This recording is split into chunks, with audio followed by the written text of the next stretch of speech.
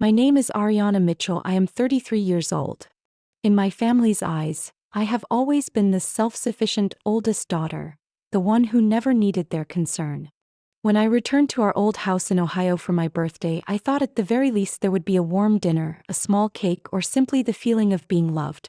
But as soon as everyone sat down, my mother looked me straight in the eye and said, "We used your money to pay off your brother's bank debt, and today's birthday dinner is cancelled." My father nodded, my brother smirked with satisfaction, and the room filled with laughter as if it were the most natural thing in the world. I sat in silence, swallowing the lump in my throat when suddenly my phone rang. My assistant's formal voice filled the room. "Madam, the board in New York needs your urgent signature on a $75 million contract. The private jet is ready." In an instant, all laughter stopped. A glass fell onto the table. Every eye turned to me, stunned. Have you ever been dismissed by your own family, pushed aside as if your existence had no value? And then, in one single moment, the truth about who you really are is forced into the light. If you've ever felt that, leave a comment and share your story. Hit like and subscribe to the channel so you can follow me on this journey of tears, pain, and reckoning. Because what happened after that moment was only the beginning. My name is Ariana Mitchell, 33 years old. The very second the room fell silent when the phone rang, childhood memories rushed back like a film playing in reverse, taking me to the days when I was just a little girl in our small house in Ohio. I was born into a middle-class family. My father, Richard Mitchell, was a mechanical engineer who worked at the town's factory. He was a man of few words, strict but dedicated to his job. My mother, Linda, was sharp and practical, running the household with firmness and authority. To everyone else, she was the model of a capable wife and mother. But growing up in that house, I understood there was an unspoken unfairness in every meal, every word, every glance. The favoritism toward my younger brother, Brandon, began the moment he took his first breath. I was only 7. I still remember how my mother cradled him tightly, her eyes glowing as if she had found the light of her life. Whenever her friends visited, she would proudly parade Brandon around, doting on him, while I was pushed into the kitchen to fetch more tea and cookies. The adults always exclaimed, "What a handsome boy, he'll surely be successful one day." I sat quietly, holding a plate of cookies. No one noticed. I was a studious child. At school, I was always among the top students. I remember in 3rd grade, I brought home a math test with a perfect score. I held the paper, still smelling of ink, proudly in front of my father. He glanced at it, nodded, "Good. A daughter should study hard, that's only natural." Then he returned to fixing the old clock on the table. Meanwhile, just minutes later, Brandon stacked 3 wooden blocks and my mother clapped with delight. "You're so smart. A little prodigy." She took him out for ice cream as a reward. I sat in my room, my perfect test paper suddenly meaningless. The imbalance only grew clearer with time. When I joined the school's spelling bee team and won, my parents offered a quick, "Good job," before turning their full attention to Brandon's weekend basketball game. Every win or loss of his was dissected, worried over, and cheered as if it were the center of the universe. I could only carry my trophy into my room and place it on the shelf, where it gathered dust after a few days. While Brandon had every expense paid, basketball lessons, summer camps, even special training programs, I was told, "You're smart already, no need to waste money. Save for the family." I once dreamed of joining a summer science program where students worked in real university labs, but when I asked, my mother sighed. "Take care of it yourself. Your brother needs us more." So I worked at the town library, saving every penny, but it was never enough. That dream slipped away. Perhaps the most painful were my birthdays, often forgotten. When I turned 16, I prepared myself for a special night. I thought at least 16 would matter. But my parents announced, "Sorry, Ariana, but Brandon has a big basketball semifinal. Your birthday party will have to wait." They took the whole family to the gym to cheer for him, leaving me alone with a small store-bought cake. That night, when I blew out the candles, only the sound of cicadas outside bore witness. Brandon, of course, never tried to make me miserable. He grew up in constant indulgence, believing every privilege was his by right. When he got a new pair of Nike basketball shoes, he grinned and showed me, "See? Mom and Dad said I deserve them because I have talent. I nodded, hiding my hurt behind a homework notebook. He never knew my shoes had been worn thin for 2 years, but I never dared ask for a new pair. That invisible gap widened over time. I learned to stand on the sidelines, working silently without expecting praise. I developed the habit of rewarding myself with a used book whenever I got good grades. While friends went to summer camps, I worked extra shifts at the library, then came home to help Mom clean the kitchen. I became the easy child, low maintenance, never demanding, always stepping back so Brandon could shine. Once, during a parent-teacher meeting, my teacher praised my academic achievements. I saw my mother smile, but as we left she said, "I'm proud of you, but remember, being smart isn't enough. Real life is about people like Brandon who make an impression and get noticed." Her words cut deep, carving into me the belief that quiet perseverance would never be enough to earn love. Dinner conversations always revolved around Brandon. Dad asked, "How many points did you score?" Mom asked, "What did the coach say?" When it came to me, the only question was, "Schoolwork okay? Don't forget to clear the table after dinner." I answered obediently, but inside the emptiness grew. I remember one winter night, snow falling thick outside the window. I was studying when Brandon began crying over a failed basketball practice. My parents rushed into his room, comforting him, promising extra coaching. I walked out holding the letter announcing I had won a full scholarship to a prestigious university. When I handed it over, Mom barely glanced, saying, "Good job, honey. Leave it there, I'm busy with your brother." Then she turned away. I stood frozen, the scholarship letter trembling in my hands. Moments like that shaped who I am today. I realized that if I didn't stand up on my own, I would remain invisible. I learned to swallow tears, to smile through the pain, and to turn hurt into fuel. When every door closed, I built my own path. But childhood wasn't only dark. Sometimes when our parents were away, Brandon and I sat together on the porch swing. He dreamed of becoming a professional athlete. I smiled and shared my dream of becoming a scientist, helping cure the sick. In those moments, we were simply siblings, free of favoritism. But when our parents returned, everything shifted back. He was the center, I was the shadow. I grew up under that shadow in endless comparisons. Yet because of it, I built resilience. I knew that to be seen, I had to leave that Ohio house behind. And I swore that one day the world, including my parents, would know the name Ariana Mitchell. When I was accepted into a prestigious university in California, it should have been the highlight of my 18th year. The acceptance letter arrived in a thick cream envelope, my name printed boldly. My heart raced as I read the words, "Congratulations, you have been admitted." I cried, not from fear but because I believed my efforts had finally paid off. I believed my parents would rejoice, hug me, and say they were proud. But my mother only frowned. She set the letter on the kitchen table and said firmly, "Our family doesn't have the money for you to go that far. You should choose a school nearby with lower tuition to save on living costs. You can study anywhere. Your younger brother still needs money for basketball training, you must understand." My father sat silently across the table, eyes averted, as if he agreed but didn't want to say it aloud. Brandon, 13 then, was outside practicing shots, the sound of the ball pounding the cement filling the house. I looked out the window, saw his energetic figure, heard my parents repeat his name, and felt my heart twist. I said nothing. I folded the letter and slipped it into my journal. But inside me, a determination solidified. I would go even without their support. In the days that followed, I quietly planned. I applied for every scholarship I could find, spending hours in the town library filling out endless forms, writing essays soaked in sweat and tears. I worked at the old bookstore on Main Street, where the scent of paper and dust clung to my clothes. Every dollar I earned, I saved in a metal box under my bed. There were nights I nearly collapsed from exhaustion, but the thought of giving up never entered my mind. I knew that if I stayed in Ohio, I would remain trapped in that invisible cycle. Brandon as the center, me as the shadow. That summer, I received good news. I was awarded a partial scholarship. It was enough to cover most of the tuition. I would still have to take care of the rest, but at least the door was no longer slammed shut in my face. I brought the news home, hoping for a hug or a smile. But my mother only shrugged. Good, but you still have to be realistic. Who's going to help me with the housework if you're that far away?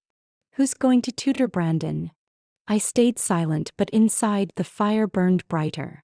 The day I carried my suitcase onto the bus leaving Ohio for California, there were no banners, no heartfelt goodbyes. My father took me to the bus station, but the whole way there he only talked about fixing the roof before winter. My mother stayed home because she had to take Brandon to an important basketball practice. As the bus began to roll, I looked out the window and saw my father raise his hand, though his eyes never met mine. I leaned my head against the glass, tears streaming down, but in my heart, a silent promise echoed. I would return and I would be different. Life in California was brutal. I rented a tiny room in an old dorm, walls cracked and stained, windows squeaking with every gust of wind. I attended classes during the day and worked at night, waiting tables at a cafe, babysitting, even cleaning offices. There were nights I came back with hands raw from scrubbing, fingers stiff from carrying loads. But the next morning I still slung my backpack over my shoulders, eyes heavy but mind alert. I remember winter mornings in California when fog blanketed the streets. I had to wake up at 5 a.m. to make it to my cafe shift. Behind the counter, my hands froze as I poured steaming coffee, smiling at customers, while in my head I recited algorithm formulas. Sometimes I carried trays while whispering yesterday's lecture under my breath. The manager's doubtful glance passed over me, but I only lowered my head and kept going. At school, I was one of the few students without family support. My friends talked about vacations in Hawaii, about cars their parents bought them, while I stayed quiet, gripping a broken pencil. But I didn't envy them. I felt myself hardening, becoming more determined. I knew that every dollar I earned, every grade I achieved, was bought with my own sweat and tears. 4 years passed in that harsh rhythm. I graduated with honors, my name displayed proudly on the school's achievement board. On graduation day, my friends beamed in the arms of their families, laughter echoing across the stands. I stood there in a deep blue gown, scanning the crowd. My family's seats were empty. I knew why. That very morning when I called home, my mother answered casually, "Brandon has an important tournament today, sweetheart. The whole family needs to go cheer him on. You understand, don't you?" I held the phone, silent for a few seconds, then nodded, though she couldn't see me. I didn't blame her anymore. I was used to it. But when I walked across the stage, took the diploma from the dean's hand, and heard the hall erupt in cheers, the emptiness inside me grew even larger. I smiled, but my eyes blurred. That night, while my friends went out celebrating with their parents, I walked alone to the beach. Waves crashed loudly, the salty wind stung my lips. I sat on the sand, clutching my diploma to my chest. No congratulations, no arms waiting for me. But I whispered to myself, "Ariana, you did it. No one can take this away from you." Perhaps it was precisely the lack of love and recognition that shaped me into a woman who would never accept defeat. I understood that life would not hand me fairness. But I also learned one truth. I could create fairness for myself through effort, through resilience. And from that moment, I knew my real journey had only just begun. After graduation, I carried my honors diploma and an unshakable belief that the road ahead would be brighter. I quickly landed a job at a mid-sized medical technology company in San Francisco. Their office was in an old building, walls once white now gray, the air always heavy with stale coffee. But to me it was the beginning, a chance to prove myself. At first my tasks were routine. Coding, handling data, testing diagnostic software. I was fascinated by the numbers changing before me, believing technology could save lives. But the longer I worked, the more I realized the company's system had a serious flaw. Their medical imaging algorithm missed critical details, leading to potential misdiagnosis. I raised my concern in a team meeting. "We need to adjust the algorithm. If not, patients could be misdiagnosed," I said, voice trembling but firm. My direct supervisor, a middle-aged man named Clark, raised his eyebrows, then gave a dry chuckle. "Ariana, you're smart, but too green. This is how the company's done it for years. Don't waste your time on things that aren't practical." The room fell silent. My face burned, humiliated and furious. I knew I was right, but no one cared. To them, I was just a fresh graduate not worth listening to. So I couldn't let it go. I started researching quietly after hours. At night, when everyone had left, I sat with my old laptop, analyzing data, writing experimental code. I wanted to create a system that could learn, adapt to each patient, instead of relying on rigid formulas. Gradually, an idea took shape. An entirely new medical AI platform, capable of personalized diagnosis. The thought lit a fire so strong in me I couldn't stay still. I scribbled notes, covered my apartment walls with algorithm sketches. One day I presented my proposal to management. Their reaction is something I'll never forget. Clark tossed the stack of papers on the table, arms folded. "Who do you think you are? Steve Jobs. We don't need pipe dreams. Do your job. Don't try to change the world." Laughter broke out. A colleague even patted my shoulder. "Wake up, Ariana. This belongs in a thesis, not in business." I stayed silent, but my resolve only grew. I knew if I stayed, my idea would die. A few weeks later, I handed in my resignation. I sold my old car, my most valuable possession, to cover the first few months. I moved into a cramped apartment on the edge of San Francisco, walls peeling, windows drafty. Every night I sat before the glow of my laptop, eating instant noodles, drinking tap water, coding line by line. Those months were brutal. Sometimes I had only a few $dozen left in my account. I remember one cold rainy night when the power was cut because I hadn't paid the bill. I sat in darkness, clutching my dying laptop, tears dripping onto the keyboard. But I refused to quit. I thought of the years in Ohio, of my mother's indifferent eyes, of the praise always given to Brandon. Just once, I wanted to see my parents' eyes shine with pride. It took nearly 2 years before I had a working prototype. I sent it to a doctor I knew from my university research days. He called back a week later, his voice electric with excitement. "Ariana, do you realize what you've created? This software detects signs of illness 30% faster than the current system. You have to keep going. Don't stop."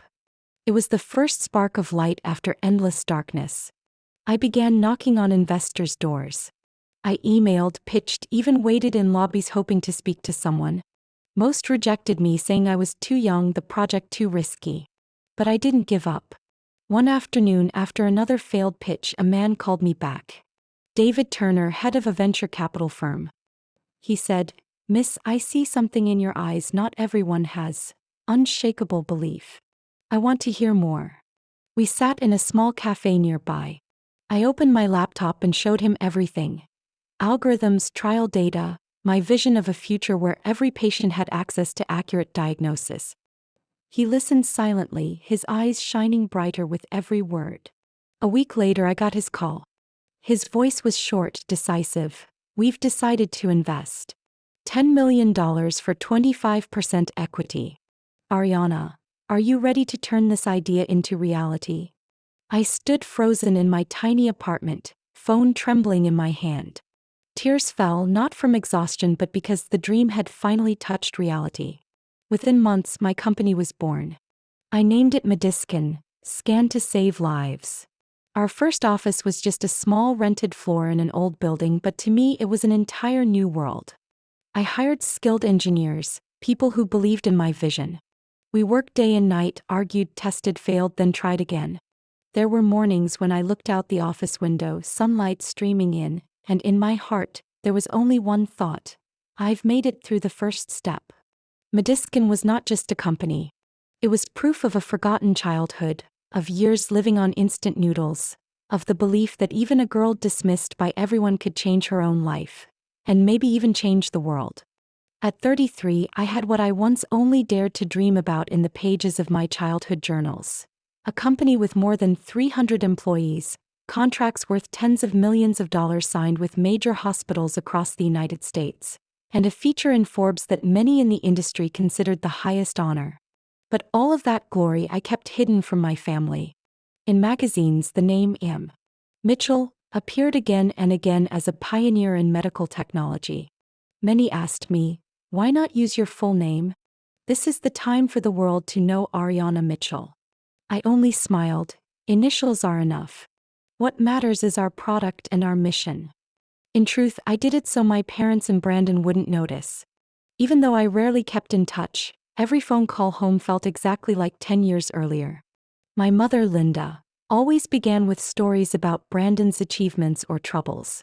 Brandon just bought a new car, but the payments are heavy. Can you send more money to help him? He's still young, not as stable in his career as you are. I bit my lip, quietly agreed, and wired a few $1,000s, my heart flooding with both pity and bitterness. Once I tried to share that work had been busy, that I had just returned from New York after signing a big contract. But my mother only murmured, before quickly moving on to talk about how Brandon lost a community basketball game and was so upset. My father was as quiet as always. On calls, he only asked, "Work's going fine? You in good health?" Then he would hand the phone back to my mother, leaving me to sit and listen to endless stories about Brandon. I used to wonder why I didn't just tell them outright.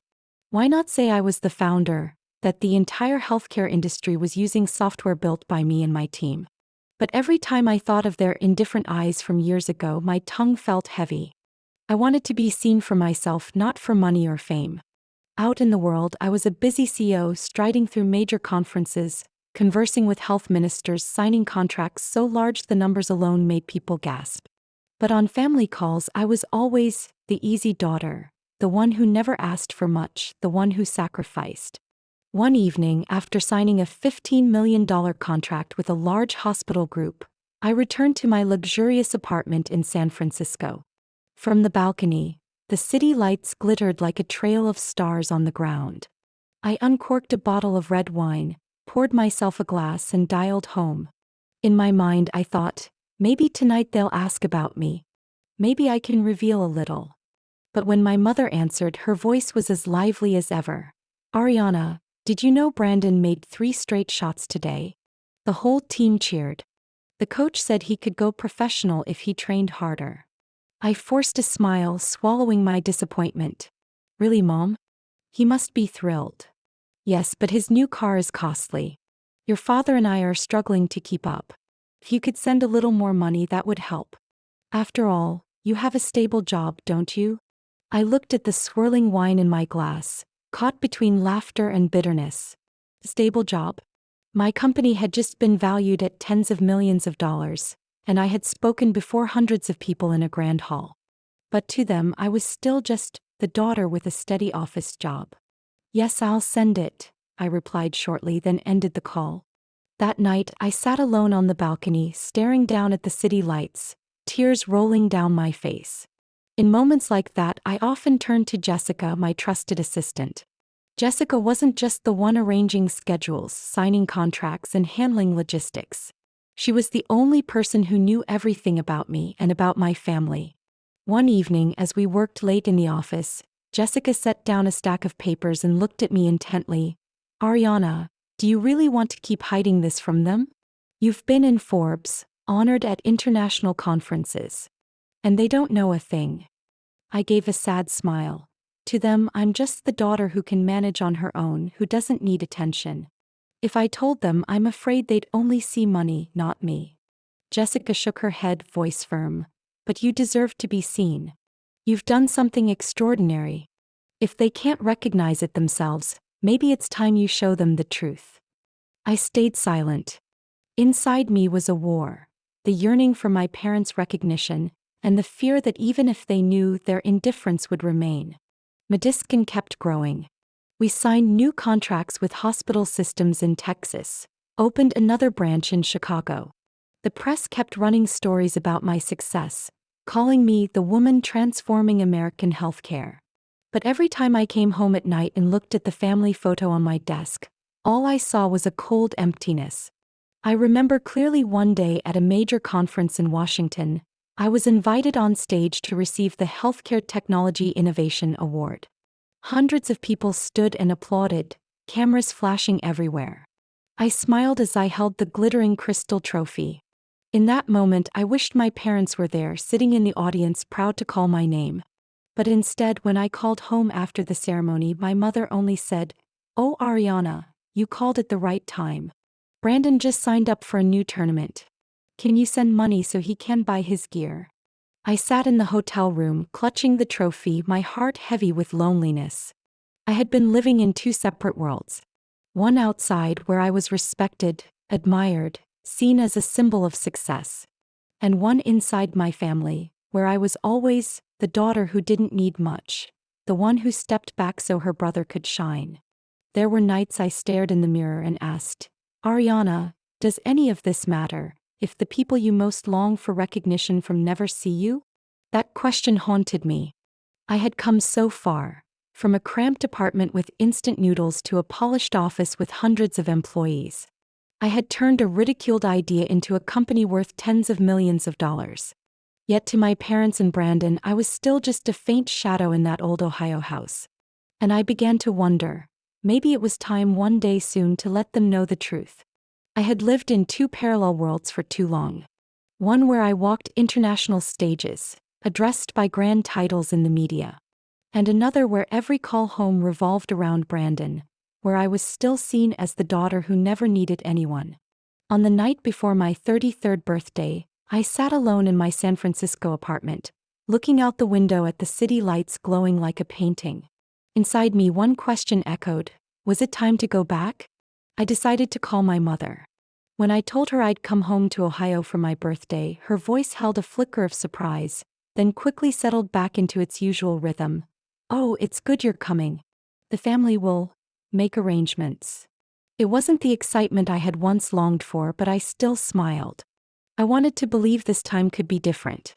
The drive from San Francisco back to that small Ohio town felt longer than I expected. I rented a simple car, deliberately plain so as not to attract attention. Along the way, childhood memories flooded back. The tree-lined roads in autumn, winter mornings when I carried my school bag while Brandon was driven to basketball practice. As I drove, I told myself, I'm not seeking recognition, I just want to feel like I have a family. When I pulled up in front of the old house, a mix of strangeness and familiarity washed over me. The paint was still the same faded white, the porch swings still creaked, only now the walls were peeling more. My mother opened the door, a brief smile crossing her face when she saw me. She hugged me, her familiar perfume tightening my chest with old memories. My father stood behind her, nodding, his hug still as awkward as ever. That evening at dinner, I sat at the table taking in every familiar detail. The chipped porcelain dishes, the stained tablecloth. Everything looked the same as the day I left. Brandon wasn't home yet. My mother said he was out with friends. Instead, the conversation revolved around finances, the bank loan, and Brandon's plans. Just as I thought, at least they had cooked me a warm meal. My mother laid her hand on the table, her voice as if she were stating the most natural thing. Ariana, about your birthday. We had planned to celebrate at a restaurant like last year, but we had to cancel. The money you sent last month, we used it to pay Brandon's debt. He needs to keep his reputation, you understand. As for your birthday, well, we'll just eat at home. I sat frozen, my heart heavy. My father added, his voice calm yet careless, Brandon needs the family more. You can take care of yourself. Those words, though not new, still cut like a knife into a wound that had long been bleeding inside me. I swallowed hard, forcing a weak smile. I understand. Dinner went on. My mother spoke about plans to help Brandon find a new job. My father discussed the car Brandon wanted to fix. I stayed silent, chewing bite after bite without tasting anything. Inside, hurt and anger churned, but I held it back.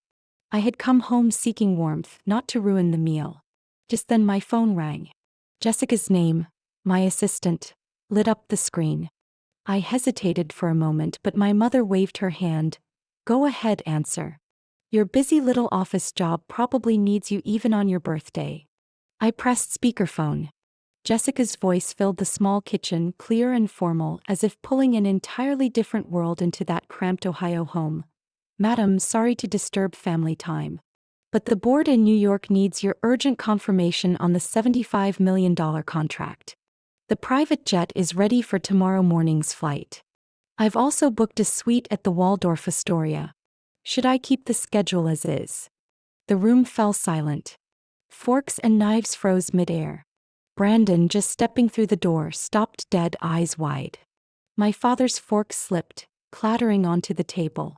My mother's lips trembled, the half-finished glass of wine in her hand unable to reach her mouth.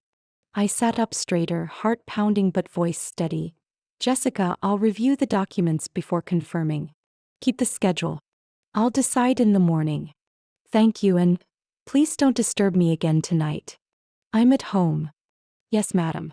And once again, happy birthday, Jessica replied before ending the call. A heavy silence filled the air. I lifted my eyes, meeting each stunned face. My mother blinked rapidly, my father sighed deeply, and Brandon stammered, a private jet? What contract? I set my phone on the table, gave a faint smile. Perhaps it's time I told you what I really do. The words made my heart tremble yet feel lighter. For years I had hidden who I truly was. But in that moment, in our old kitchen, I knew I couldn't stay silent any longer. The air in that Ohio kitchen grew thick, so still I could hear the slow ticks of the wall clock. After Jessica's call, everyone sat frozen. Brandon fumbled, picking up his shattered glass with shaking hands, eyes never leaving me. My mother slammed her spoon down, her face stiff, lips moving but no words coming out. Even my father, a man rarely showing emotion, sat stunned, his gaze mixed with disbelief and something else, perhaps regret. I drew a deep breath, sat tall, and kept my voice calm. I'm not some low-level employee in a small office like you think. I'm the CEO, the founder of Mediskin. That company now has over 300 employees and works with dozens of major hospitals across the United States. My words echoed in the silent kitchen. Brandon gave a short, distorted laugh. You're joking, right? You a CEO? Private jets? Waldorf Astoria? Sounds like a fairy tale. I turned, locking eyes with him. It's no fairy tale. It's the truth you never cared to see. While you were sheltered, your path laid smooth, I walked through stones and thorns to get here. My mother finally found her voice, trembling. You hid this from us? Why didn't you say anything all these years? Every time I asked about work, you just said fine, busy.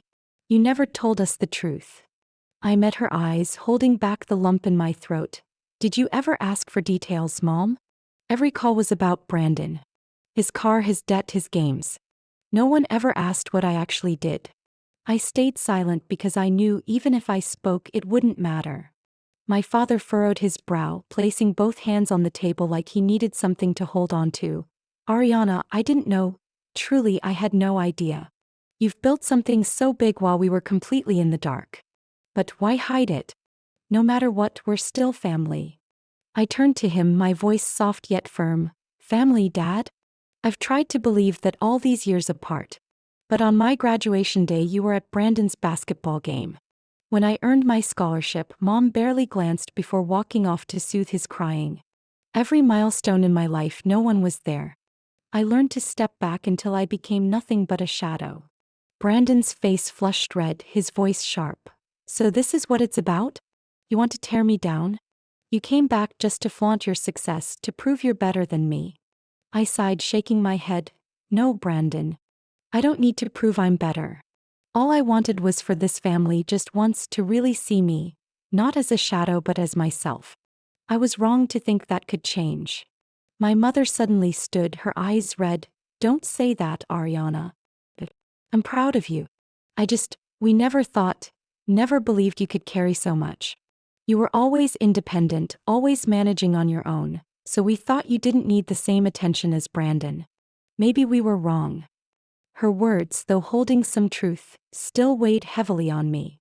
I thought of all the years, every call for money for Brandon, every time I wired thousands without anyone asking if I was okay. Slowly I said, Mom, I don't blame you for helping Brandon. I blame that every sacrifice always had to come from me. Even tonight, my own birthday was set aside for his debt. I thought this time would be different, but it's the same as always. The tension thickened. My father lowered his head, hands clenched tightly together. Brandon started to speak but fell silent under my father's stern gaze. Enough, Brandon. My father's voice was deeper, heavier than usual. Your sister is right. We've been unfair. I'm sorry. I should have been there for you more. I looked at him, noticing how much older he seemed. the deep lines on his forehead, his eyes filled with regret rather than authority. I didn't answer right away. I just sat there feeling the weight of silence. Brandon finally broke it, his tone half angry, half defensive. So what do you want now? Us to bow and call you boss? To admit this family lives off your money? I stood, walking slowly to the window, staring into the dark yard. No, Brandon. I don't want anything but the truth. The truth that I'm no longer the daughter who only nodded and stayed quiet. I carved my own path. I don't need anyone to bow. I only need to be seen as myself. The room was so quiet I could hear the insects outside the porch. My mother stepped closer, gently placing her hand on my shoulder. My daughter. I don't know what to say except I'm sorry. I was blind, thinking Brandon needed all the love while you didn't. I was wrong. I turned slightly, meeting her teary eyes. Part of me wanted to believe, to hug her like when I was little. But another part still carried wounds too deep. I drew in a long breath, turned back to the table and looked at them all. I'm not saying this for pity or to hear apologies. I just want you to know I'm no longer in the shadows. And if this family chooses to keep ignoring me, I won't come back. But if you truly want to change, I'm willing to give it a chance. The kitchen fell silent again. My father raised his head, a flicker of resolve in his eyes. Brandon stayed quiet, his face tense, while my mother wiped her tears. Inside me, the emptiness I'd carried for so long stirred with mixed feelings. Relief at finally speaking my truth and uncertainty about what they would choose.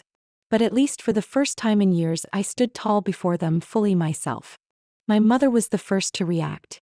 She shot up from her chair, the seat crashing behind her, her voice trembling with anger. You hid from us. You lied. All these years I believed you worked some ordinary office job.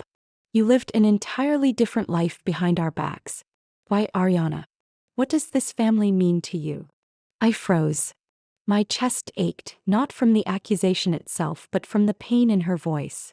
In her eyes I saw both reproach and fear, as if I had become a stranger she no longer recognized. Brandon slammed his hand on the table, dishes rattling. See? I knew it.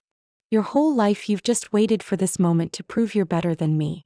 You act like you've been silent and suffering, only to explode now and throw it all in my face. You just want to win, to make me the failure. His words hissed through clenched teeth, his gaze filled with resentment. For a second I saw the boy he once was, 10 years old, praised for scoring a few points while my perfect test was shoved aside. He never knew that favoritism had dug a canyon between us. My father stayed still, silent. He rubbed his face, then looked at me for a long time. In his eyes I saw something that choked me. Half the shining pride I had longed for all my life and half the shame, heavy with an unspoken apology. I couldn't hold it anymore. My voice broke into sobs. I didn't hide to deceive. I hid because no one here ever truly cared about me. Every achievement, every effort of mine was treated like it was expected. I wanted just once to be loved for being Ariana, your daughter, not for the money or the status I've earned. Tears streamed down, soaking the worn tablecloth. My composure was gone. Years of silence spilled out at once. My mother shook her head, hugging her shoulders as if to steady herself. But I've always been proud of you. You're strong, independent. We never had to worry about you the way we worried about Brandon. Isn't that something to be proud of? I laughed bitterly, wiping my tears. No, Mom. That wasn't pride, it was neglect. I longed for a hug when I scored high, a word of congratulations when I won a scholarship. Instead I got silence. You chose to believe I needed nothing, so you gave all your love to Brandon. I learned to be quiet, to stand on the sidelines, and finally, I learned to love myself because no one else did. Brandon gave a shaky, bitter laugh. So what do you want now? For us all to get on our knees and apologize? You've got a company, money, the whole world cheering for you. Me? I only have Mom and Dad. Do you want to take that too? I looked straight at him. Brandon, I never wanted to take away their love for you. I only wanted a small share of it for me. But even my own birthday dinner was sacrificed for your debt. Do you think that's fair? His lips pressed tight, eyes red. He was about to answer, but my father cut in, his voice rough, strained. Enough. Brandon, silence. We all turned to him. His calloused hands rested firmly on the table as he faced me. Ariana, I believe you're right. I never saw how deep your emptiness ran. I was wrong to think strength meant you didn't need love. I'm sorry. I froze. Never in my life had I heard my father apologize. His voice was heavy, his eyes glistening as if with mist. My mother broke into sobs, covering her face with her hands. My God, what have I done? I made you feel like a stranger in your own family. I shook my head. I don't need temporary apologies. I just want you to understand that your neglect left wounds that won't heal easily. I don't want money to patch them. I only want to see real care in your eyes, even just once. Brandon turned away, his shoulders shaking, whether in anger or something deeper I couldn't tell. In that shabby kitchen, a simple dinner had turned into a conversation we had never dared to have. I looked at each familiar face, and yet they seemed so distant. Years of pain rose between us, undeniable.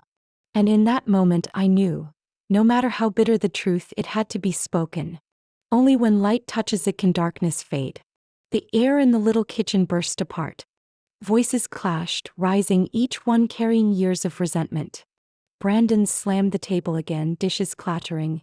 You've always pretended to be noble, silently enduring, just to throw it all in our faces now. This is what you've waited for, to prove you're above us all. I opened my mouth to respond, but Brandon shoved his chair back.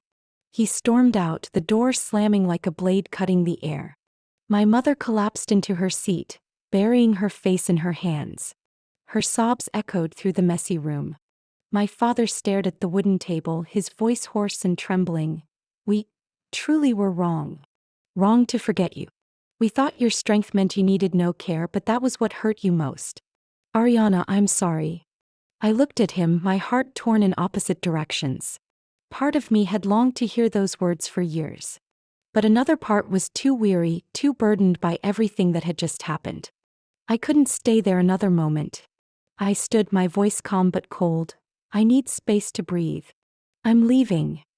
I grabbed my bag, leaving the house behind, my legs shaky, my heart heavy as stone. The familiar road to town now looked foreign. I drove to the only hotel in the center, rented a room. When the door closed behind me, I collapsed on the bed, staring at the white ceiling. My mind spun. Maybe it was time to cut ties. Years apart and coming back only to be wounded again.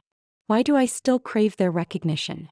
I wiped my tears, wondering if I had the courage to end this blood tie forever.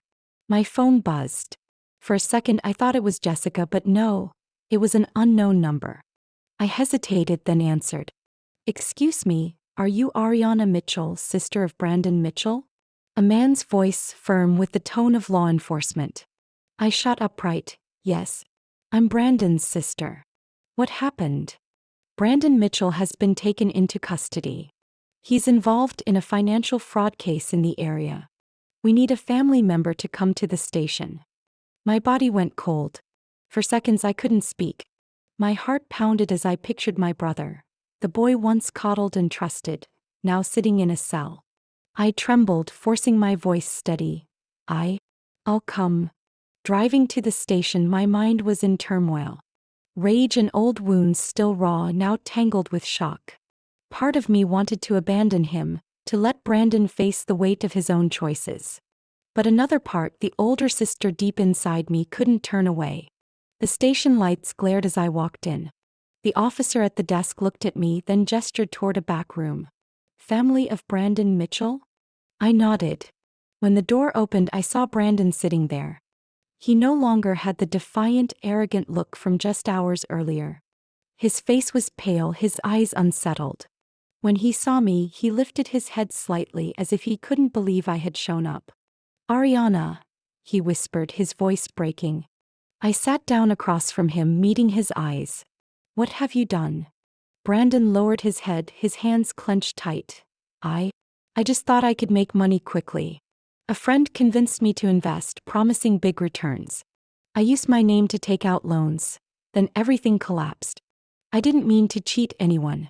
I only wanted to prove I could succeed too, that I didn't always have to rely on mom, dad, or you. I sat in silence. For years I had only seen my brother as the spoiled child, but now before me was a young man, clumsy, fragile, broken by the very expectations and indulgence that had shaped him.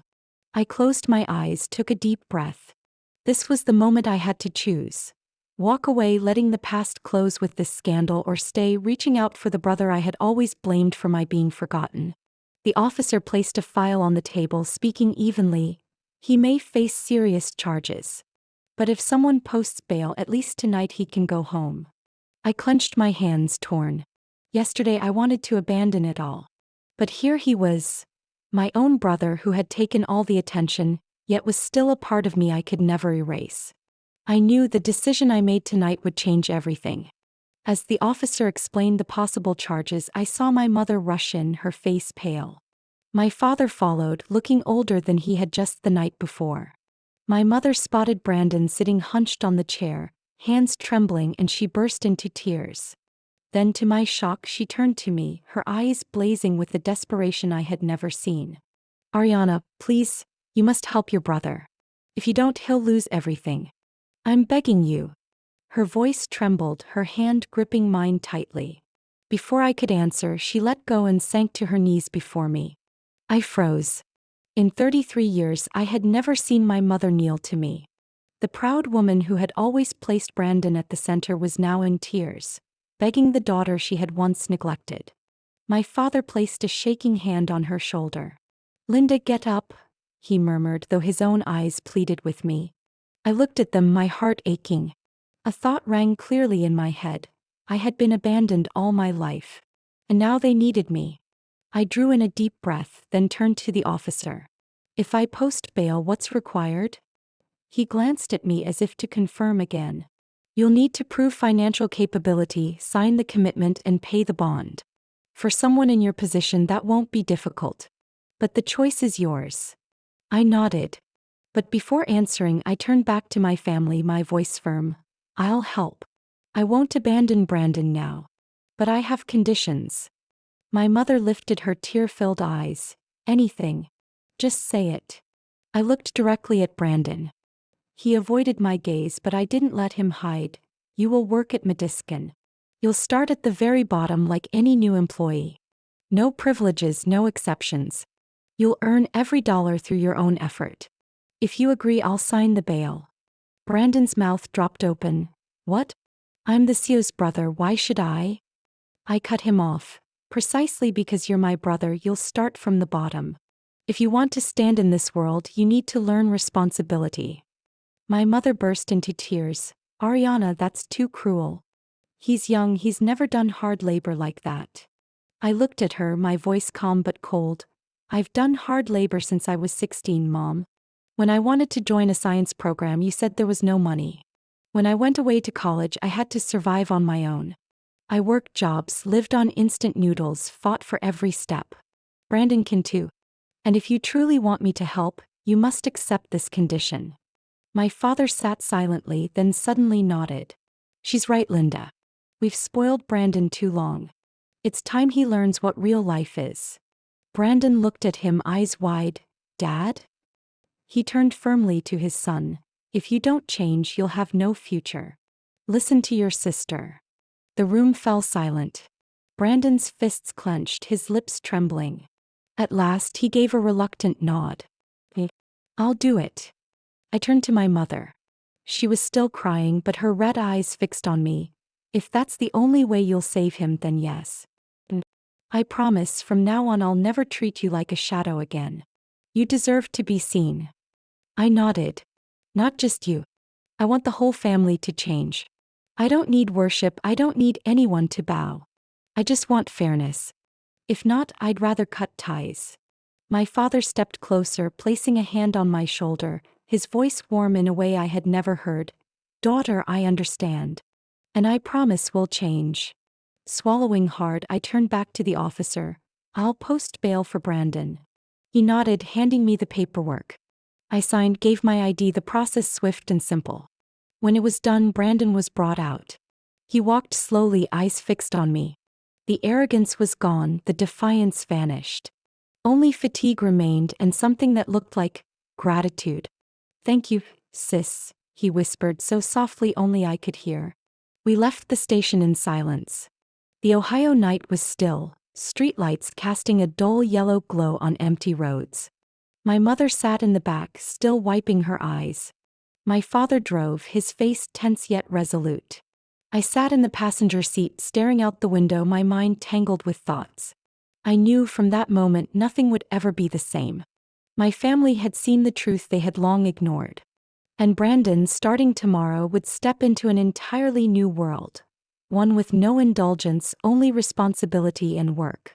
This was not revenge. It was the only chance I could give them and myself. A year passed since that fateful night in Ohio. Everything changed in ways I never would have believed if someone had told me beforehand. Life had taken me far from my family, yet that phone call exposing my secret and Brandon's downfall had pulled us back together, with a chance to learn what it meant to truly be a family. On my 34th birthday in New York, the banquet hall in a luxury hotel was not only radiant with lights, but warm in a way I had never felt before. As I entered, I saw my parents and Brandon sitting there, not with the distant, indifferent eyes of the past, but with genuine respect. My mother wore a pale blue dress, her eyes still red but brighter than the day I left Ohio. She stood when she saw me, stepped forward and embraced me tightly. "Ariana, happy birthday, my daughter. I'm proud of you."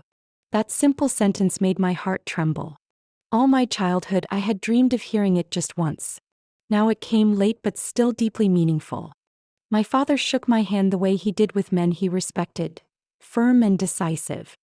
His eyes carried a quiet pride as he said, "You've accomplished more than I ever imagined. But what I'm proudest of isn't the company, it's that you've stayed true to yourself. Happy birthday, Ariana."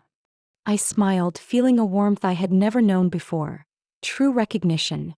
Brandon, sitting at the table, waited his turn. When I walked over, he stood. The hostility was gone, the arrogance faded. His suit was a little too big, but his sun-darkened face and rough hands were proof of a year of real labor. "Sis," Brandon said, his voice rough and uncertain. "Happy birthday. I know I was wrong. But thank you for giving me a chance. Working at Madiskin, starting from the very bottom, is something I'll never forget.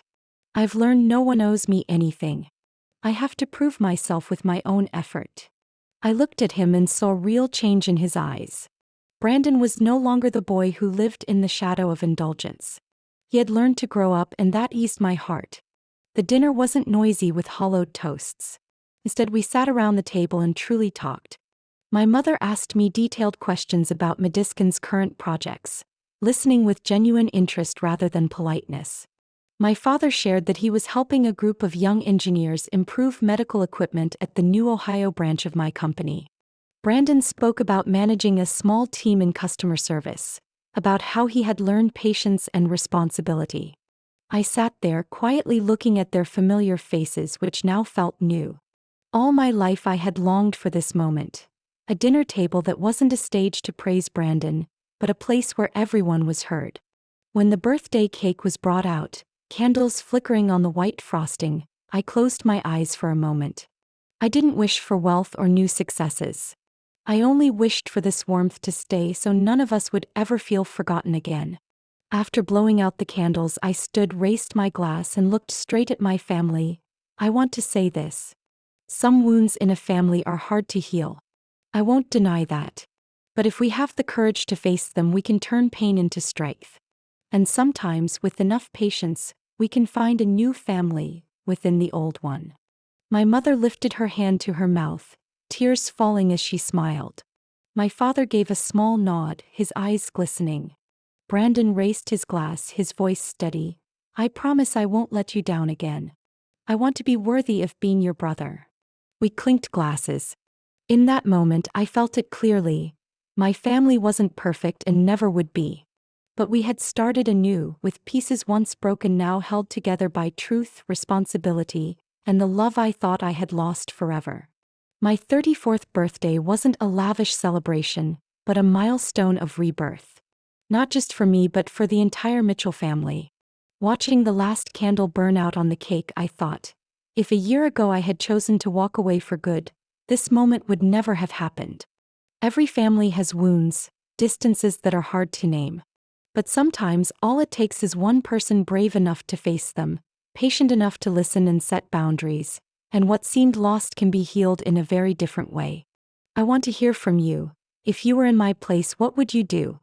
Would you be willing to return and give your family a second chance? Or would you walk away to protect your heart? Share your thoughts below because maybe your story will inspire someone out there. And if you want to keep following along to hear more stories of family, of conflict and healing, don't forget to subscribe. Each story is a slice of life, and maybe you'll find yourself somewhere in the words I share.